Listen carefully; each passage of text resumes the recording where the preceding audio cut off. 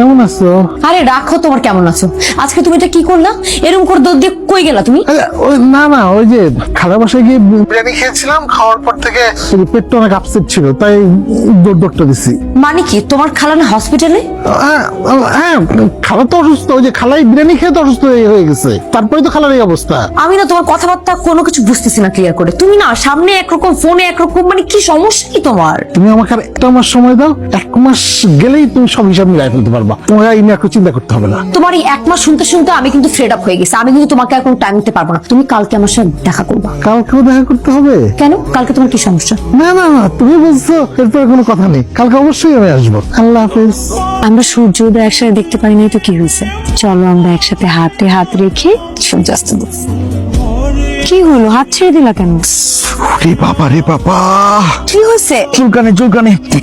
চুলকানি মানে? আরে আমার কয়েকদিন ধরে অনেক চুলকানি হচ্ছে, সারা শরীরে চুলকাতে আমি চামড়া সব ছিঁড়া ফেলতেছি। কই দেখি। না, খবরদার, আমাকে টাচ করবে না, এটা ছোঁয়াচে। যদি টাচ করো তাহলে তোমার শরীরে চুলকানি চলে যাবে, তুমি চুলকাতে পাগল হয়ে যাবা। কাশেম, এটা তুমি কি বললা? আমি তোমাকে এত ভালোবাসি, তোমার গায়ে চুলকানি থাকলে আমার গায়ে হোক, সমস্যা নেই। না, আমি তোমাকে ভালোবাসি, আমি চাই না তোমার চুলকানি হোক, কোনো দরকার নেই। তুমি দূরে থাকবে, 1 মাস টাইম দাও, 1 মাস পরে আমার চুলকানি কমে যাবে। দেখছো তো ব্যাপারটা?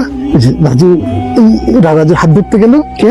রাজু হাত ছড়াই ফেললো। তারপর রাজু চুল ধরতে গেল, রাজু মাথা ছড়াই ফেললো। কারণ রাজু তোর ভাবির সাথে বসে আসছে, রাজু তো আমার জন্য বিয়েটা করতেছে।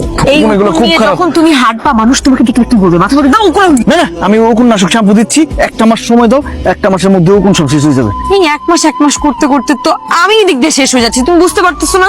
বুঝতে তো পারছি ভাই, কিন্তু মানতে তো পারতেছি না। এমন করে না ছোট বোন, 1 মাস পরে তো তোমার রাজু তোমার কাছে চলে আসবে, তখন আমি তো কেয়ার সামনে চলে যাবো।